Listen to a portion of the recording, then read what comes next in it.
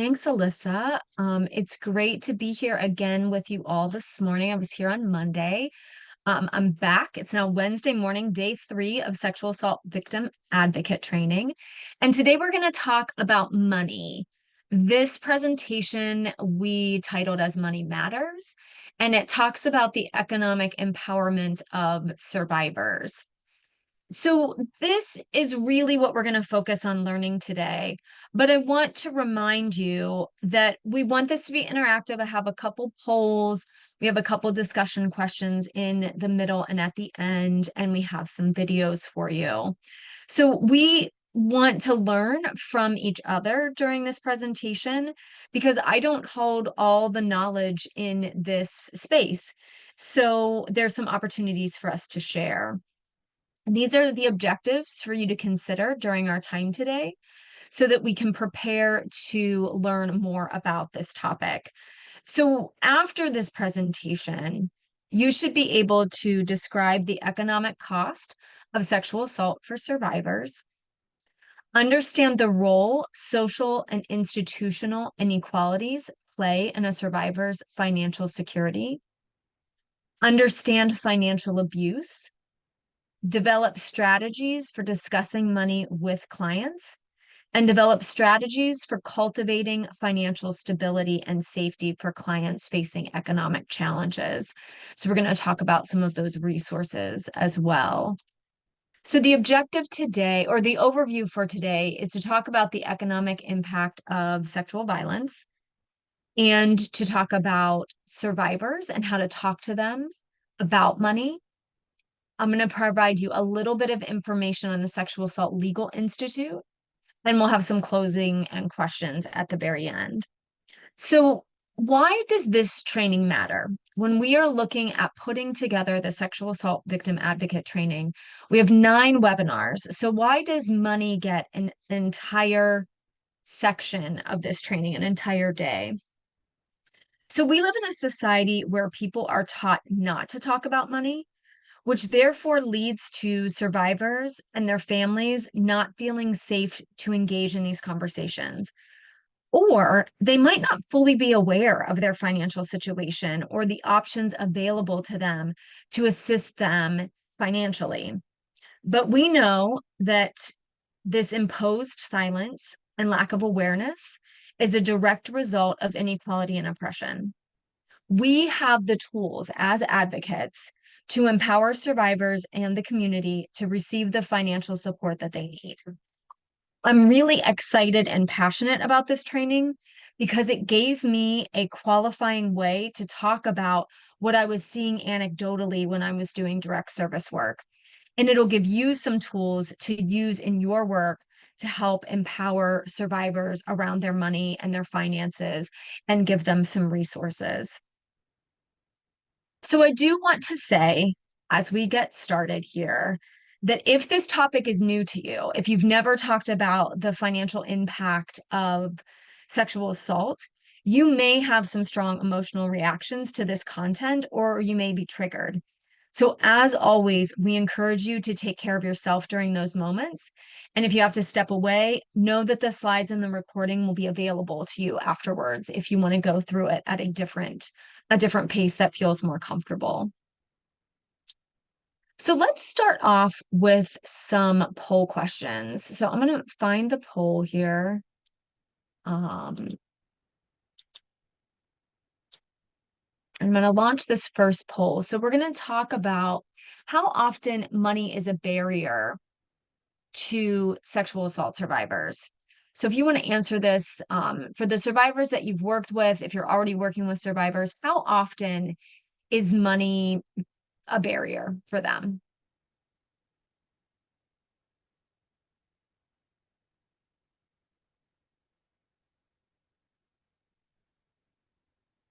So I'm seeing that for 25%, there is, 25, 30%, almost a 30, it's going back and forth, but almost a 30% split among every time, most individuals, and every so often. So money is very important to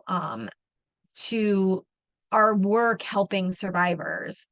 So have another, so here are the results. So you can see they broke down in the 20s and 30s for those top three. For some folks, you know, they don't know, maybe because they haven't asked. And that actually is a perfect lead in to our next poll question. That I will pull up. Here we go.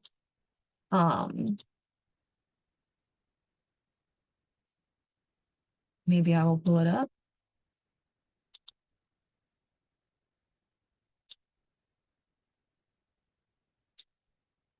Okay.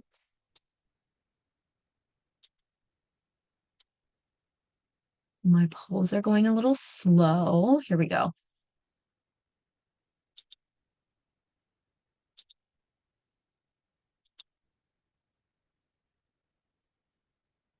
So actually, the next question was, if money is not a factor, why is it not a factor? And since we mostly did not have that as an answer, I will just skip. So we can know that money is almost always a factor for sexual assault survivors, and particularly those that are involved in intimate partner sexual violence. So domestic violence and sexual assault. So let's talk about the actual cost, like the actual money associated with sexual assault. So many people don't know how much of a barrier money can pose to a survivor of sexual violence. When someone chooses to commit sexual violence, that doesn't just leave physical and emotional wounds, it can affect every aspect of a survivor's life, including their financial stability. So, research has shown that the financial cost of being a sexual assault survivor is incredibly high.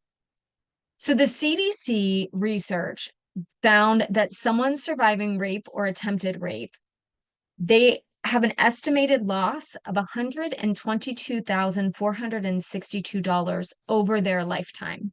Now, this survey was conducted in the mid 20 teens. So I imagine with the inflation we've experienced over the last 5 to 8 years, this total would be bumped up a little bit. For someone who survives childhood sexual abuse, the cost is closer to 282,000.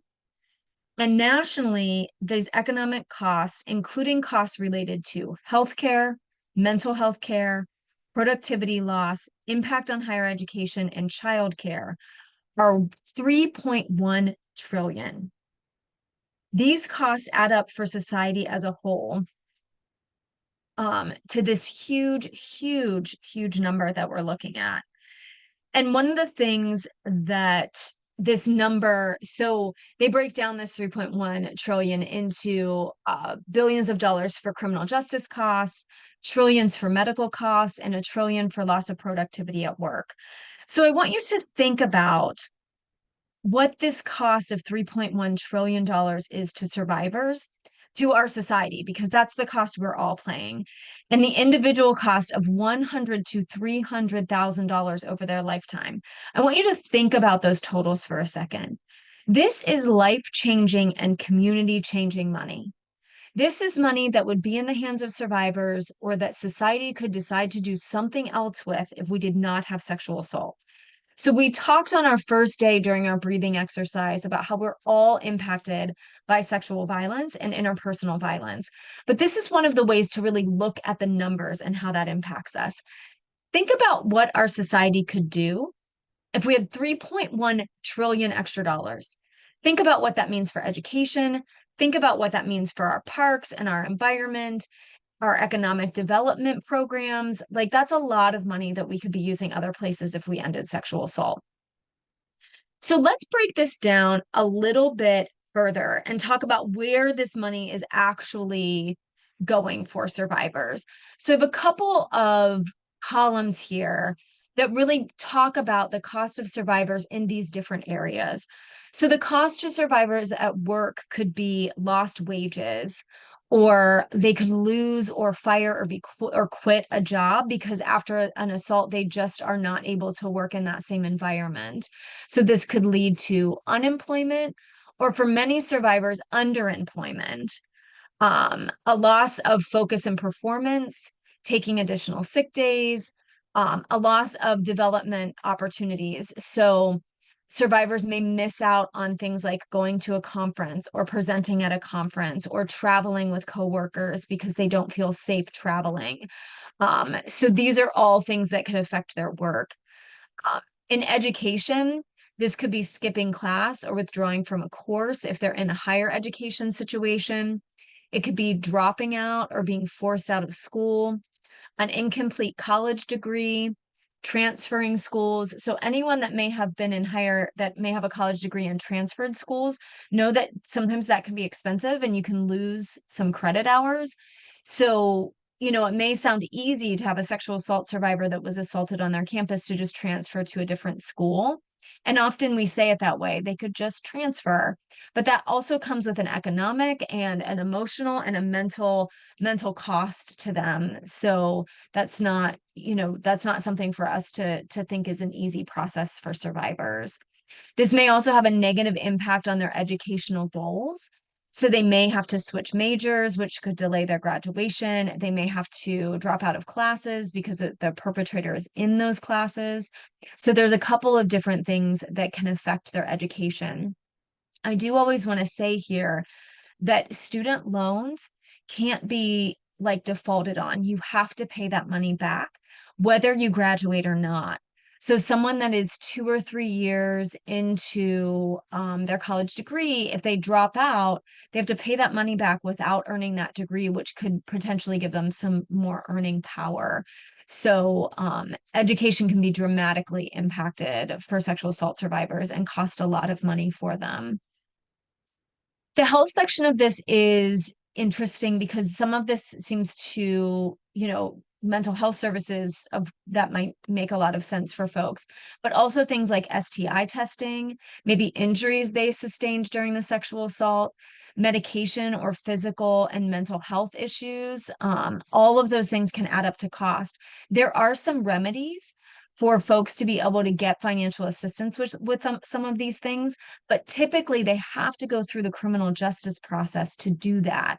And so for a survivor that does not want to report to the criminal justice process, that does not want to take advantage of their local rape crisis center, they're going to endure these costs on their own.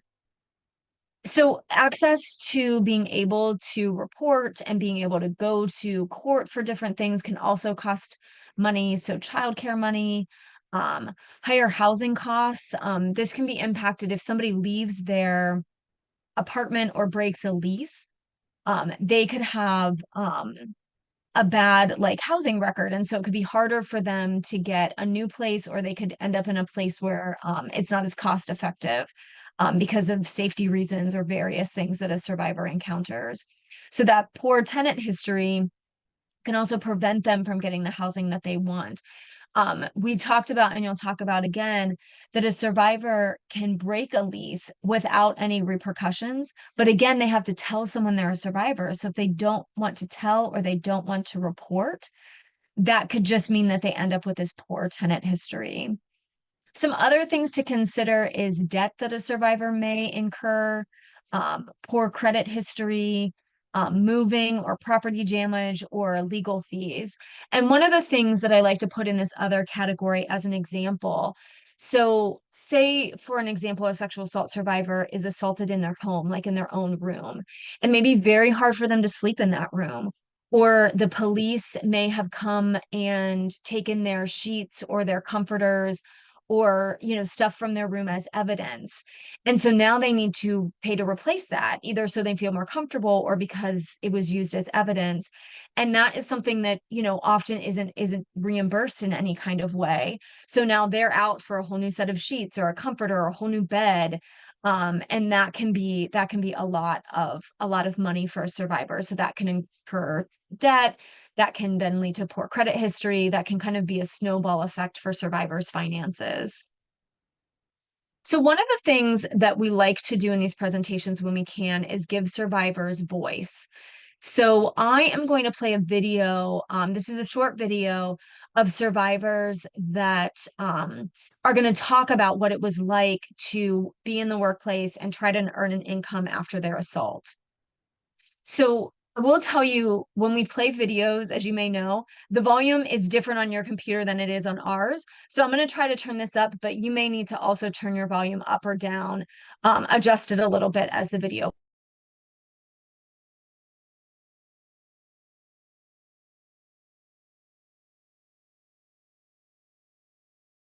It actually was hard to actually just get a job. It's hard to, go out there and sell yourself and say, I'm a great, I'm a great hard worker, because people will be like, why haven't you been working for 2 years? And then, you can't actually say, well, that's because I was raped in 2008.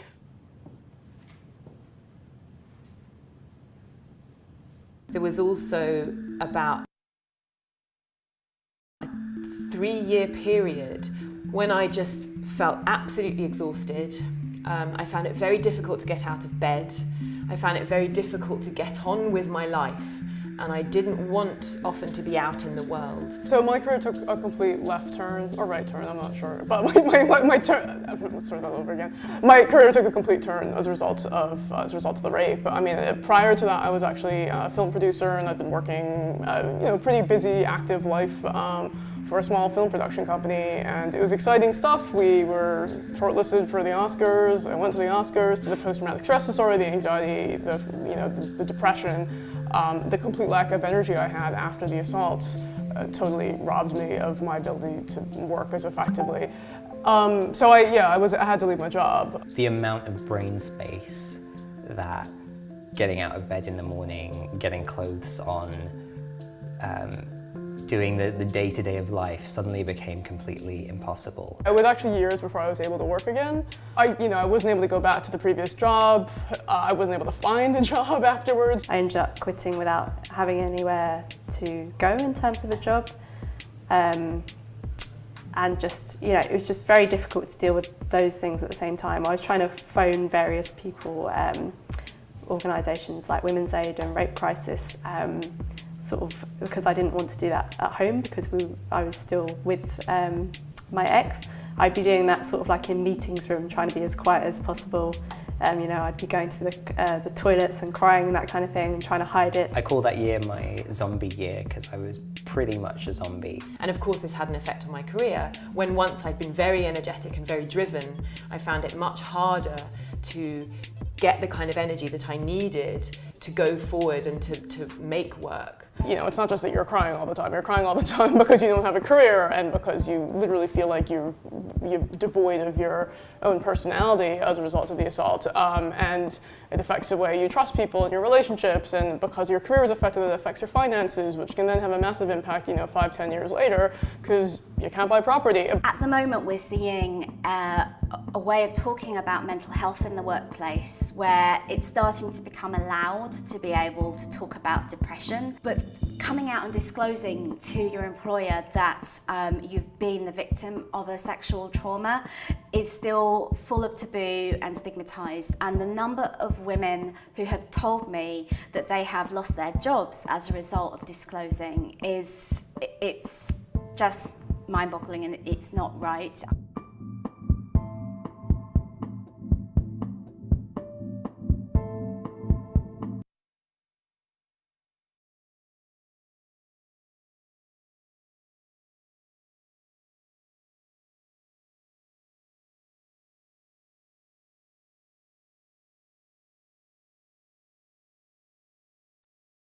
I can't hear you. At least I can't hear you, Stephanie.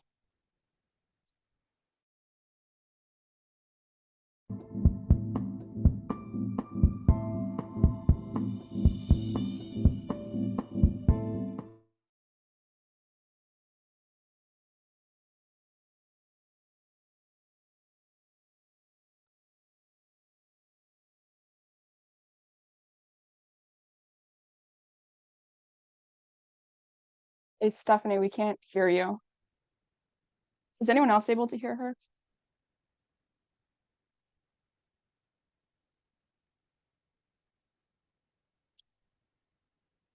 Okay. I can't.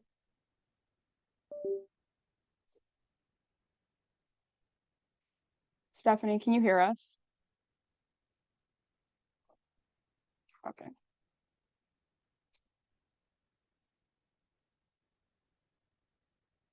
Just a second.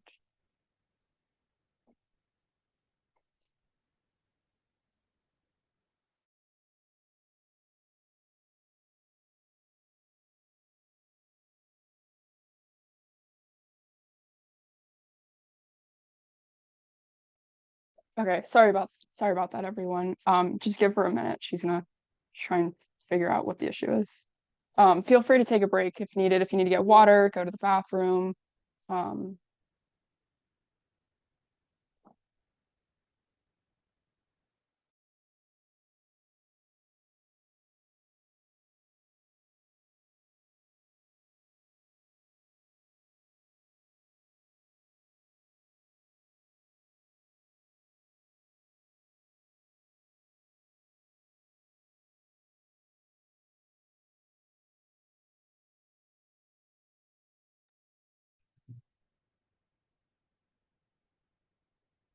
Okay, can you hear me now?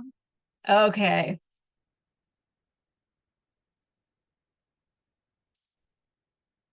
Thanks for sticking with us, friends. And we'll get started. We'll get restarted here in just a second.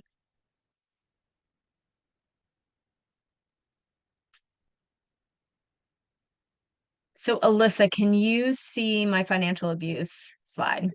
yes. Okay, perfect. All right, so let's talk a little bit about financial abuse that a survivor may experience. So financial and economic abuse occurs when an abuser controls their victim's access to shared or individual assets. So they conceal information from them or they limit current or future earning potential. It's one of the most powerful methods for keeping a survivor trapped in an abusive relationship, and it deeply diminishes the survivor's ability to stay safe after leaving a situation. So research indicates that financial abuse occurs in 99% of domestic violence cases. Interpersonal sexual violence is very common in domestic violence cases. 75% of women in domestic violence shelters report experiencing at least one act of intimate partner sexual violence during the past year. So that's why we like to spend a little bit of time here. Surveys of survivors reflect that concerns over their ability to provide financially for themselves, their family, their children is one of the top reasons of staying in a situation where they experience repeated sexual abuse. So financial and economic abuse can take many forms, and these are a couple of the ones that we have listed here. So employment related abuse may look like the abuser preventing the victim from attending a job or demanding that the victim quit their job, preventing the victim or survivor from looking for jobs or attending job interviews, or causing the survivor to lose their job by physically harming them prior to an important meeting or an interview. The other one that we see is people harassing the survivor at work, so sabotaging work or employment opportunities by stalking or harassing the survivor in the workplace. Coerced debt is another area of financial abuse. So this looks like when an abuser forces non-consensual credit-related transactions. So this might be applying for credit cards or obtaining loans or opening accounts in the victim's name without their knowledge or consent, forcing the victim to obtain loans, forcing the victim or survivor to sign financial documents that they don't know or understand, use of threat or physical force to convince them to make credit-related transactions, running up large amounts of debt on joint accounts or generating unauthorized debt, or refusing to pay bills and ruining the survivor's credit score. So those are a couple ways that we see coerced debt manifest when in a relationship where there's financial abuse. So access to information or other things that a survivor might need about their money. So preventing them from accessing financial information, records, or documents, not including the survivor in investments or banking decisions, withholding funds for the victim or children to obtain basic needs such as food or medicine, hiding assets, or refusing to pay or evading child support. So a couple of other things to consider too when we think about economic abuse is deciding when or how the survivor can access or use cash, bank accounts, credit cards, or other financial assets, forcing a survivor to give the abuser money or passwords to ATM cards or credit cards, demanding that leases or mortgages are in the abuser's name. This is particularly important if the survivor has a vehicle in the abuser's name, they can insist on that. And so if the survivor uses that vehicle to leave, they can report it stolen. For the most part, police understand that that's an abusive relationship, but it doesn't mean that there is not hassle related to an abuser reporting a vehicle that's in their name as stolen. Forcing the survivor to work in a family business without pay, or stealing the survivor's identity, property, or inheritance. One of the other things, these are kind of the big ones, and I want to invite you all to put in the chat anything that you have seen survivors experience how you've seen survivors experience financial abuse. So go ahead and put that in the chat and I'll give you some more examples. So financial abuse can look subtle depending on different circumstances. So if you have a survivor in a particular environment, there may be a way that they are experiencing financial abuse that you might not be familiar with. So for example, a survivor that is a student on a college campus, they may have an abuser that is stealing their ID card. And ID cards can sometimes get folks into the cafeteria to eat meals or get them you know, they can use their ID cards almost as debit cards in different stores or locations to get coffee or things on campus. If someone's stealing that from them, that's financial abuse. Or if someone's insisting that they allow them to use that over and over and over again to their own detriment, that can be a problem. It's not a problem between two people if a survivor is offering to buy coffee on their student ID card for someone or offering to get them into the cafeteria so they can both share a meal together. But that also can be abused. Similar situations may occur for incarcerated survivors or survivors that are, there are some circumstances where we have benefits for like our job or our living environment or our circumstances around education, and those things can also be exploited and used as financial abuse. So let me check the chat and see if no access to bank accounts or using funds that were not approved, being a stay-at-home mom and having zero access to financial or bank accounts. Absolutely. Just not having any of your own money or any way to access the money that is shared in the relationship. Not paying other half of the rent and getting evicted or ruining credit. Josh, this is a great example.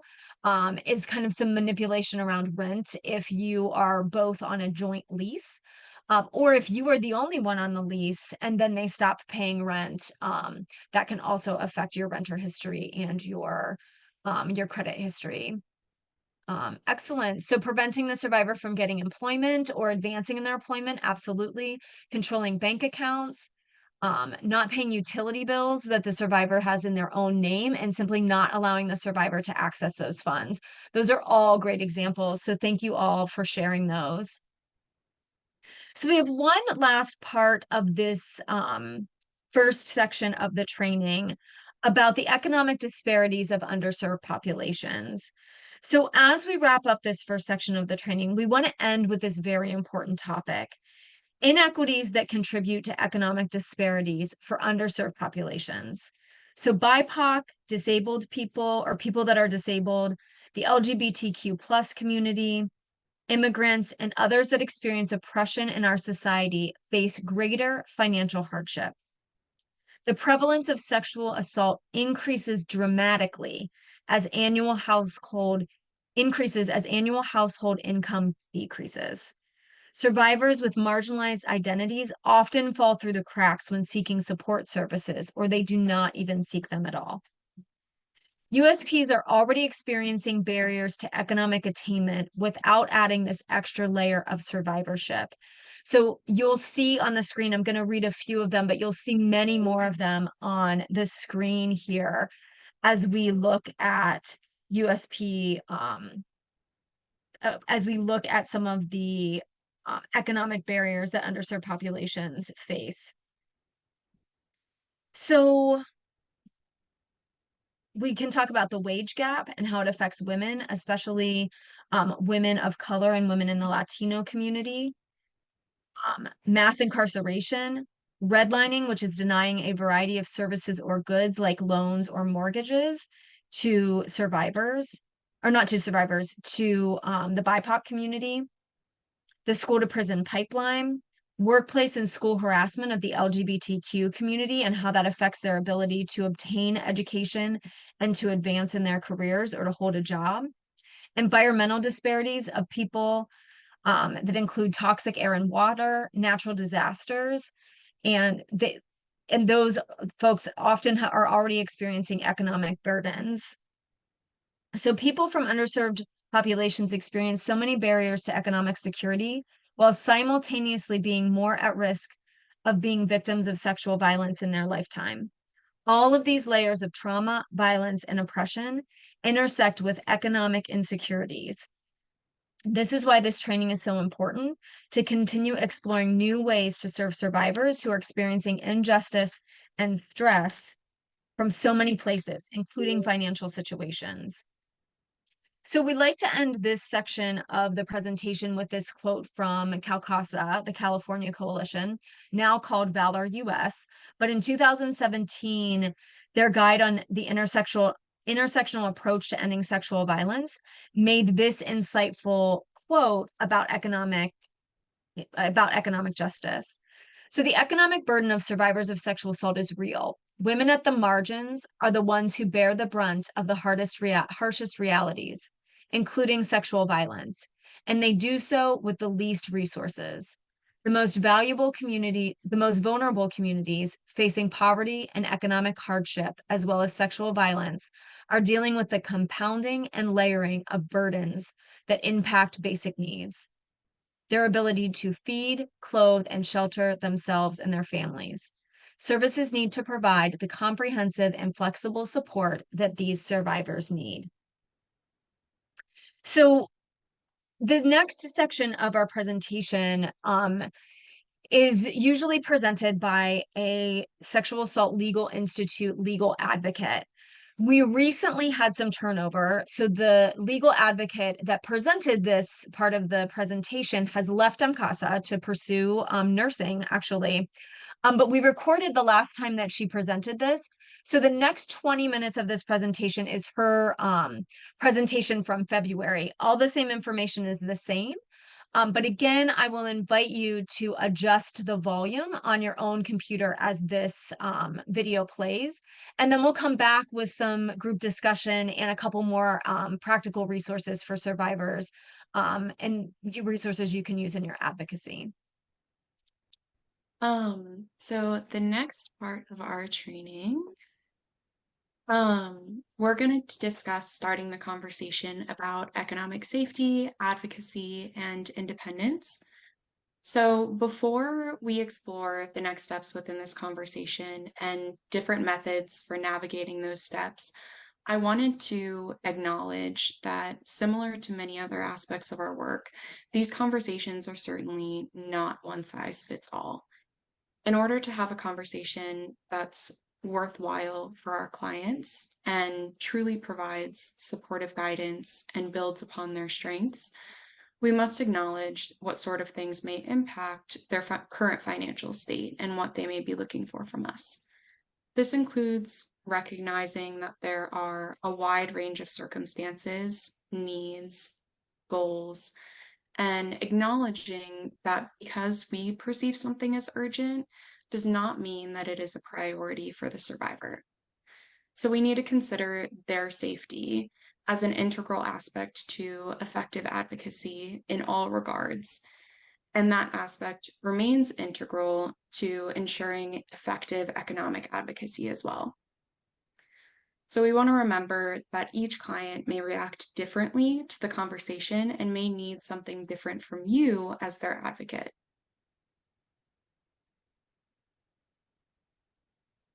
So first, I just wanted to outline a few examples of what this conversation can look like for different scenarios with different survivors. So first we have client one, for example. They have no concerns about economic safety planning and do not wish to discuss any assistance relating to their financial state. They may find it insulting that we would initiate that conversation because they're completely comfortable financially and do not want or need our help in that area. For the second example, we have client two. Client two has experienced economic abuse. They've been forced to sign financial documents without understanding what they were, and their abusive partner has control of all of their earned wages from the last 2 years.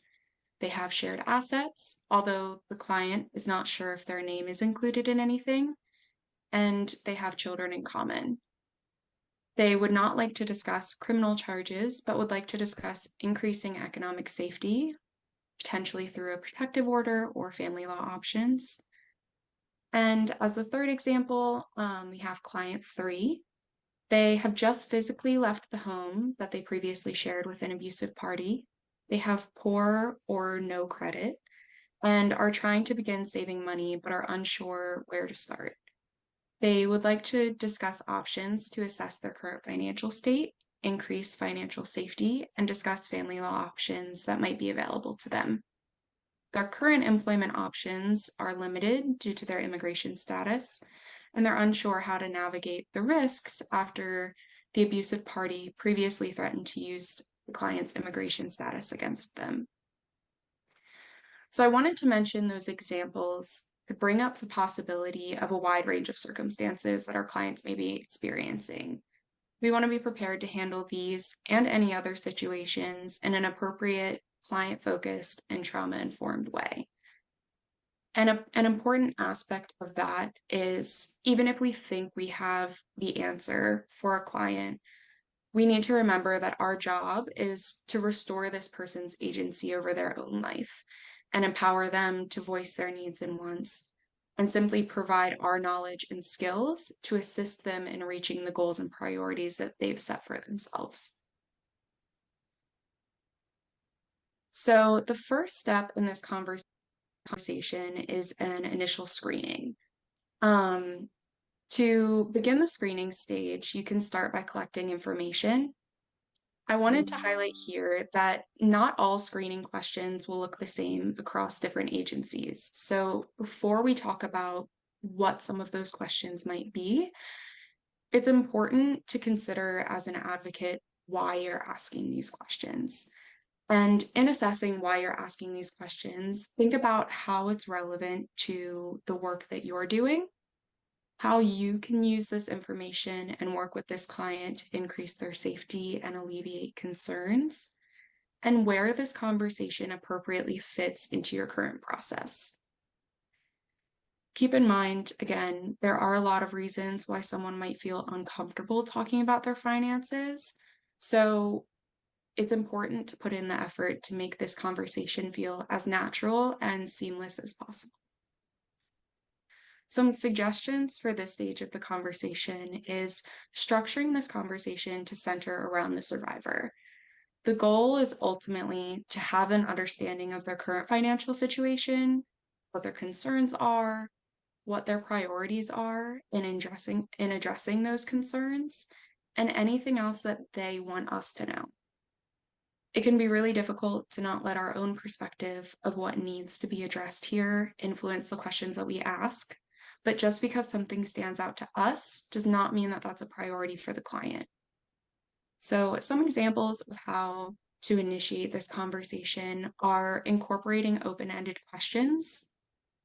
These can allow for the client to choose what they want to share with us, making sure to center questions around the current impact of the situation and focus on clarifying their goals and priorities when discussing things further.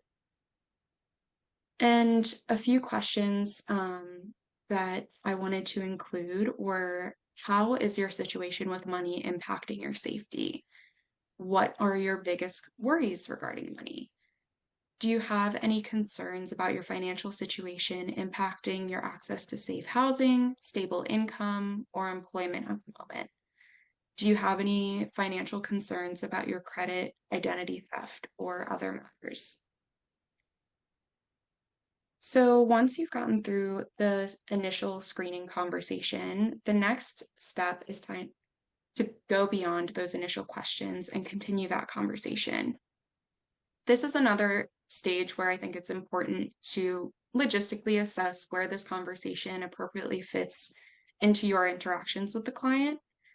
Some things that I think are useful in assessing that are, does this need to be separate from the initial intake? Are there any urgent questions that you want to ask during that initial screening and explore further later on? And generally finding what makes the most sense in the context of your organization. The goal of this stage of the conversation is to build context. So we're aiming to build an understanding of where this client is coming from, what factors may impact their outlook, and what risks, strengths, and skills we should be considering, and what existing values the client may have pertaining to money. All of those things provide us with critical insight to the client's values when it comes to money and how those experiences may impact where they may feel comfortable or uncomfortable moving forward. These also give us an understanding of how people have helped and harmed this person, specifically pertaining to their finances, so that we can be mindful of that and build some protective factors, of course, if that's what the client wants, and just generally cultivate a more trusting dynamic within our agency. So some examples of questions at this stage are, what is important to you when it comes to money and why? Tell me more about your financial situation. What did you learn about money growing up, and how does that impact how you are with money now? When you have experienced financial hardship in the past, what have you done? And what worked, and what would you try again? What are your strengths when it comes to money? And who has hurt you in terms of your financial situation, and who has helped you? And how have those people done that? Again, this context allows us to address economic safety in a way that aligns with the client's values. It gives us a broader understanding of where this client is and how we can use those strengths, skills, and previous methods to kind of guide our safety planning and strategies. I think it's important here, just like most other aspects of our work, to kind of reflect on those initial screening questions and think about what was already asked and what information we have, and what would be helpful to know moving forward. I think that that ensures that we're taking into consideration everything that the client has offered us so far before asking them to share more information on this sensitive subject. And I think it makes them feel heard in that conversation. All right, so before we move into more specific aspects of economic safety planning, I wanted to revisit the basic definition of safety planning for a moment. The important things to note about the definition of safety planning is that it's individualized, it's developed in partnership, and it addresses the unique needs and circumstances of individual survivors. As a reminder, we can't guarantee safety in any scenario, and often we're collaborating on these safety plans because a survivor is in an inherently unsafe environment. However, the ultimate goal of these conversations and plans are always safer. In economic safety planning, these goals and principles remain the same. We're just centering economic safety in that conversation. I would also like to mention, if your organization already has a process where you're collaborating on a more general overarching safety plan, this may fit nicely into that conversation, just as a more targeted facet of that general safety planning. Now, the goals of economic safety planning are pretty simple. We're working towards becoming economically safer and offering knowledge and tools to support a survivor's ability to work towards their own safety, prioritize the concerns and precautions most critical to them, and restore a survivor's sense of agency. For those goals to be achieved, an economic safety plan should address a wide range of safety needs of the survivor, work to reduce the survivor's economic risks based on their values, goals, priorities, and strengths, and focus on increasing a survivor's self-determination. So before we can create a safety plan with a client, we need to understand the general risks that they are experiencing or that apply to their situation. So we want to discuss what risks you can identify from the information you have so far and talk to the survivor about what feels accurate or inaccurate about your assessment of that information. That conversation should address things like risks associated with the abusive party. So those can be physical, psychological, sexual, economic, access to medical care or property or children, as well as general life risks. So experiencing things like isms or living in poverty, facing mental health challenges, aspects of employment, substance abuse, or education. And addressing with the survivor which of those risks feel most important and which of those risks feel most present in their situation. We also want to address fears and priorities that the client might have. So having a natural conversation about what scares them about this process after they've shared their fears, considering, can we alleviate that fear in any way while maintaining their safety? Is there anything that we are proposing or that we are planning to propose that might not be a safe option for this person? I think it's helpful to have conversation about fears and priorities because I think it takes a moment to acknowledge that we understand that approaching financial safety or just coming to terms with your current financial situation can be daunting and it's scary, and that's okay. And that we can work with those human emotions to try and incorporate, alleviating some of that fear into establishing safety. We also want to make sure that their priorities are clear. We can always confirm that what we understand still feels accurate to the survivor.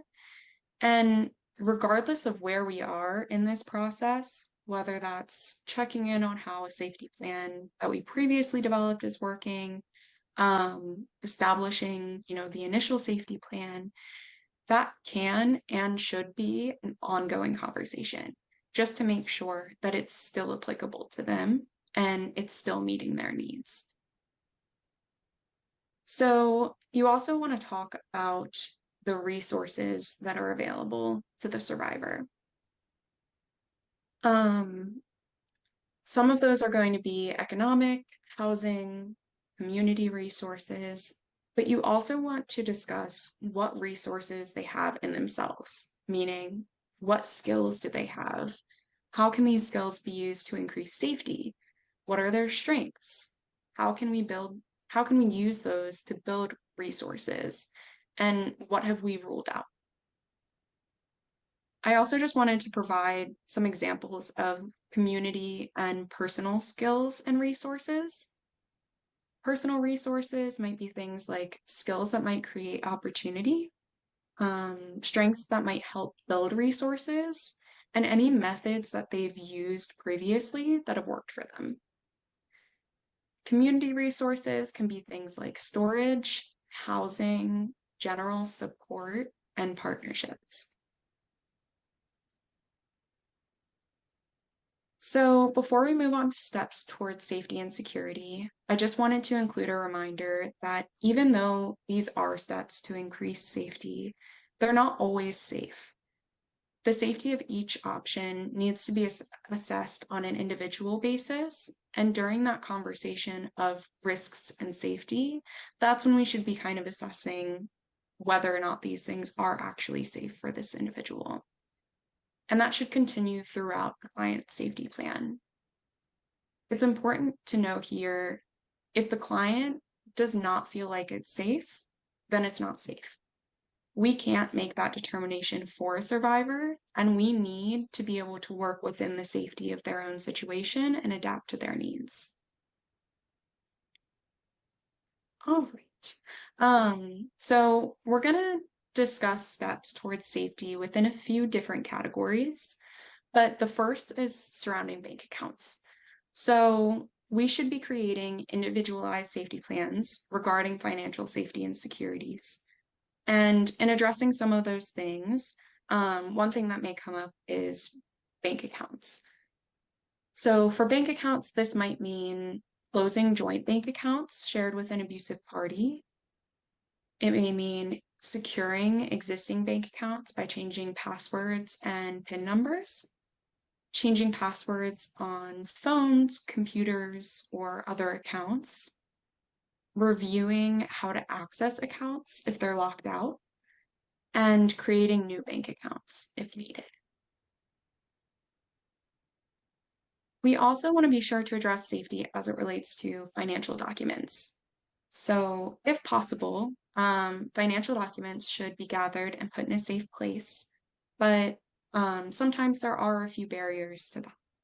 So if an abusive party is in possession of these documents, assess with the survivor whether or not it is safe to gather the documents or to make copies of those documents. If the client is able to collect those documents, make sure to collaborate on a safe location for them to be stored.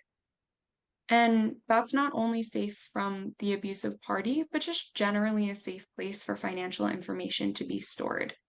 And if they don't know what that looks like, that's always information that you can offer to kind of give them the tools to find where that might be for them. And then also, if there are any missing documents, this can be a good place to offer tools and information on how to replace those missing documents.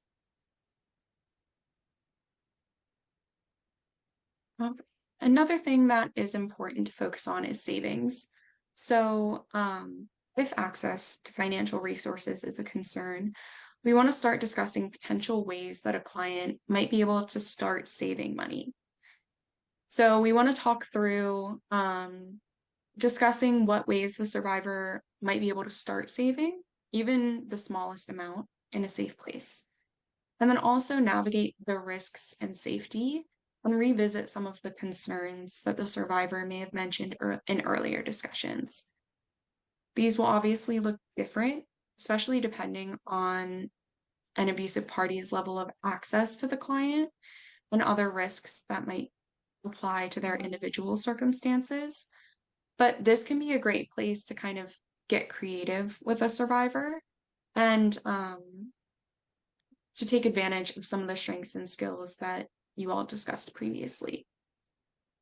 And again, here, discuss a safe place to store savings, whether that is a bank, a friend, family member, another secure location, just finding, where feels secure for the survivor.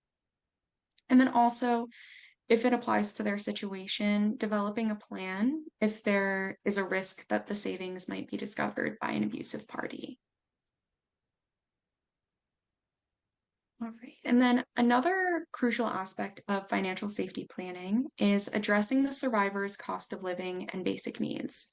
So something that can be really helpful is creating a cost of living plan that the client can stick to and that helps them meet their basic needs. It is important here to create a plan that's realistic and meets the true needs of the client.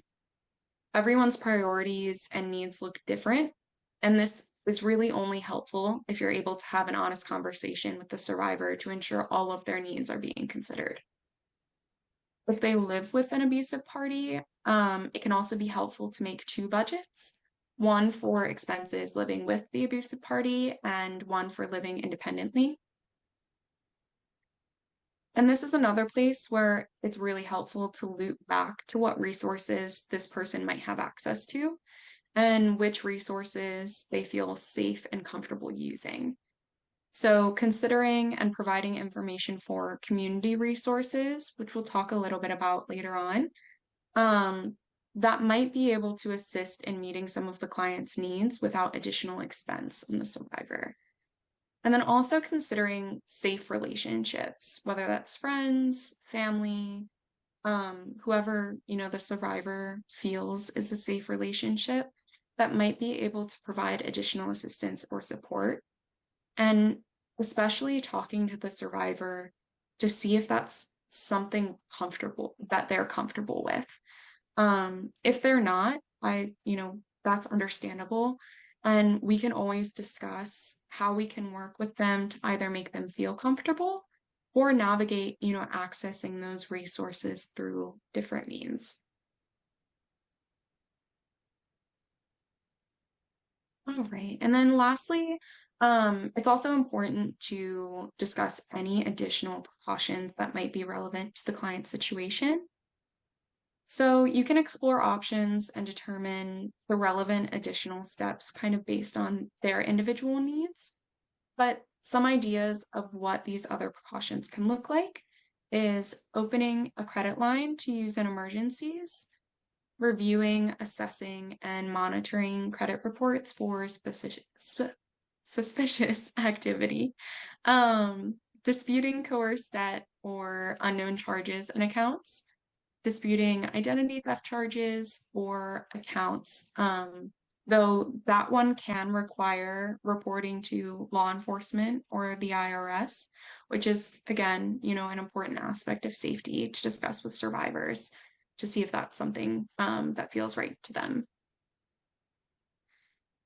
And then also, these conversations may include the client wanting to speak to an attorney or another resource who can explore other potential remedies to economic safety or other concerns. Specific legal remedies that could potentially apply are things like protective orders, divorce, custody, criminal legal options, immigration legal options, and employment legal options. I will, of course, include Sally's information at the end of this presentation as well. But if your agency does not have attorneys in office, I think it's always helpful to consider fostering a relationship with other legal organizations in the community, whether that's Sally or another legal organization. It's helpful to have the opportunity for warm handoffs to kind of explore legal options if the client decides that they're interested in doing so. And if there's something that you can't come to a solution on, or are having trouble brainstorming creative ideas for how to address them or mitigate concerns, I always recommend collaborating with other advocates and attorneys and getting creative to see what you all can come up with. I know a lot of my work with survivors has improved, and I've become a better advocate as a result of collaborating with other advocates. And those can be advocates within your agency, it can be advocates within other agencies. But I think it's really helpful for, advocate minds to come together and see, what we can come up with for survivors. And it's always a great opportunity to be able to learn from other amazing advocates in your community. And then I also just wanted to note here, again, having an ongoing conversation with the client to make sure that they're feeling like their safety plan is still relevant, is always important. And make sure that it's working for them and that they don't need any additional support, making any alterations, or discussing how this may adapt with changes in their situation.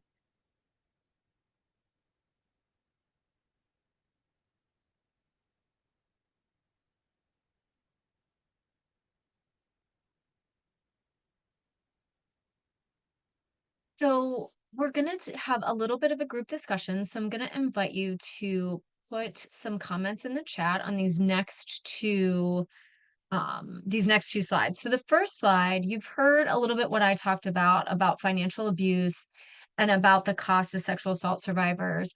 And then you heard Claire talk about what what are some ways to engage survivors around this conversation? So our first question is, how have you begun the conversation surrounding financial needs? And how have you used that to help create an action plan? So have you used any of the things that Claire talked about? And have you really started to create some of these plans with the clients that you're working with? And if you would drop any of that information in the chat, that would be really helpful. Um, while you are doing that, I will tell you an interesting story about it became legend at the direct service agency that I worked at, that a woman came in, she was in her 60s, she was in an abusive relationship, and she was ready to leave that relationship. And she had never had a job. She had only she had never had a paying job. I want to be really specific in saying that. She had worked in the home and raised the children and taken care of the house, and her husband was the person who earned the financial income. And the staff at the agency kept asking her over and over and over again what what her plan was going to be. Like, did she have a way to get income? And she just kept saying, don't worry about it, I have money, I have money, I have money. And she never said how, and it wasn't really any of their business. But finally, as it got closer and closer to her time ending at the domestic violence shelter she was at, they kind of asked her, they were like, we're really fearful that you don't have enough money. And she had gone in the day before she left and taken exactly half to the penny of her husband and hers joint savings account. And that was what she planned to live on. And it was plenty of money for her to do that. So I think that challenges our assumptions, that talks about survivors' empowerment. That story gives you an idea of how survivors really may or may not want to talk about money. So I think Claire gave some good advice. So any other thoughts on how you've begun conversations around financial need with survivors?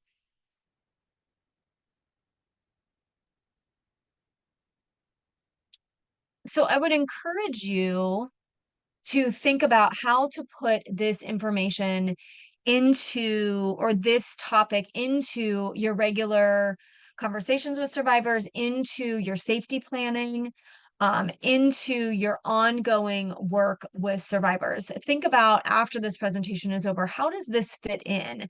We know money is important. We know the conversations are hard. So how do we work with ourselves, our clients, and other people in our agency to make sure that we're providing those survivors with what they need? So what resources have you used, or your organization has used, to refer survivors to in Maryland that have been helpful or effective? So resources around economic empowerment or financial security. So if you have any resources, drop them in the chat. One of the reasons we spend 9 days together is to also learn from each other. So if you have resources that you've used, please include those in our chat conversation.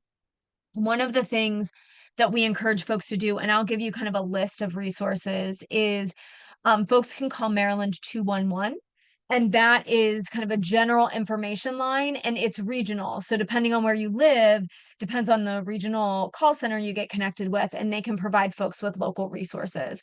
We've also heard of domestic violence shelters and those that work with sexual assault survivors bringing in people to do some information on banking and provide some banking resources for survivors, and talk about things like security around bank accounts and online banking and how that might work for them.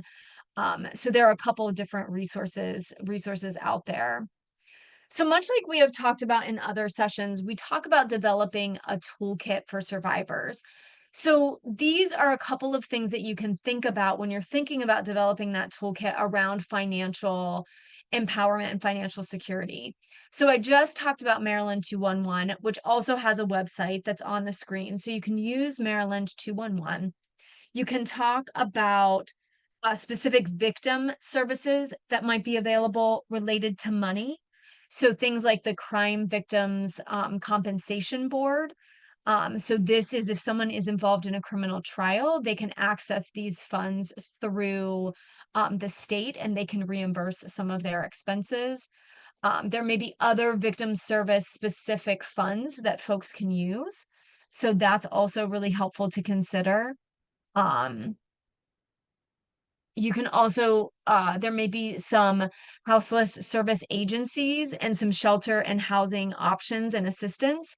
What I will say for these 2 bullet points is in the last year, there have been great advancements in this area. The need, and I read that quote earlier from 2017, which is, what, 7 years ago now, about the need for flexible funding. And so flexible funding for rape crisis centers and shelter and transitional housing, those are being funded at a much higher rate than they were. So I feel like in the near future, we're going to have more options in these areas. MCASA will do our best to keep you up to date, but this may be happening locally as well. So make sure you know what's going on in your own community where it's related to shelter, housing, and transitional housing. The Department of Human Services has resources, so check with your local department. They may have resources for survivors. Mental health providers, campus health providers may have financial resources. I talked a little bit about campuses earlier, but sometimes campuses have ways to assist students that are survivors of sexual assault. The campus I worked on had a student assistance fund. It was just a very small fund run by a couple of faculty members. So if a student needed a little financial assistance, and by little, I mean usually $100 or under, I could talk to one of these faculty members and still maintaining their privacy and confidentiality, get them a little bit of money for whatever they might need, whether that was new sheets for their bed or a gas card so they could get to court or counseling or something other, something small that they could just needed a little financial support around. Substance abuse treatment centers and 12-step programs may also, there may also be assistance around there as well. So I want to check the chat real quick before we go on to our next slide, but talking about the population that they work with, finances are a near direct connection with safety. Absolutely. Thanks for raising that up again, because I think that that can never be said too often. So it comes up fairly organically, and I don't ask specific numbers, especially if it's the first few conversations. I think that's really good advice. So Tony, thanks for offering that. This doesn't have to be the first question you ask. We talked about assessing safety on Monday. We talked about connecting to resources. This can be something that we really use our judgment to talk about the timing with when we would want to talk about this with survivors. We don't talk about timing in this presentation as much because we feel like that is part of your relationship building with a client. So let's talk as we finish up here with some additional resources. So the Sexual Assault Legal Institute provides a direct legal service to survivors of sexual assault. So this is comprehensive, it's free, it's confidential. So we do both criminal justice and civil services for survivors. So there are many financial legal remedies depending on the facts of a survivor's situation. So Sally advocates can help with financial safety planning, and attorneys can offer legal consultation that will help identify any legal remedies relevant to a survivor who has experienced sexual assault. So this can be a bunch of different things. So you don't have to know all of these things to know that there are legal remedies. All you need to know as an advocate is how to get someone connected to these legal services. So Sally's confidential number is up here on the screen. You can also find it on the MCASA website. And so just to give you some examples of what financially folks can access through the legal system, there are ways to, like I said, terminate a lease. There is some employment law that can help folks who are sexually harassed or sexually violated or experience sexual violence at work. There are disability benefits, there's family medical leave benefits. They can help students in administrative hearings at the K through 12 level or the higher education level, and that may have some financial benefits as well. They do immigration work, particularly around U visas and T visas. There are ways to get financial compensation in family law through divorce and custody. They can refer folks for tort cases. So these are cases where a sexual assault survivor may want to sue. They can also there are also some financial remedies in the peace and protective order process. So if somebody has questions about what their financial options are, connecting them to an attorney or specifically the Sexual Assault Legal Institute could help get those questions answered and allow those survivors to make the best decision for themselves when it comes to their finances. So please remember this as an option. Put Sally in the top of your toolkit when talking about finances. And these processes can sometimes be a little lengthy, but that is one of the reasons that Sally has a sexual assault specialty with attorneys and legal advocates, so they can help those survivors. So this brings us to the end of our presentation. Thank you for sticking with us through some of our technical our technical bumps. Alyssa has put the link to the Sexual Assault Legal Institute in the chat. She has also put the link to the evaluation. So please fill that evaluation out for us. And with that, I'll stick around for some questions. So go ahead and put those in the chat, but I'm going to stop sharing my screen and turn it back over to Alyssa to wrap us up. Thank you. So yes, so I posted the evaluation form into the chat. We greatly appreciate all feedback as we're constantly striving to improve. Additionally, if you're seeking a certificate of attendance or a certificate for CEU credits, you must fill out the evaluation form. Upon submitting the evaluation form, you'll see a box at the top of your webpage containing a link. And if you click on that link, you'll be able to access the CEU request form. If you have any questions, feel free to email me. I will be sending out a follow-up email later today with a copy of today's PowerPoint slides, the evaluation link, and the video recording. Hope to see you tomorrow. Thank you.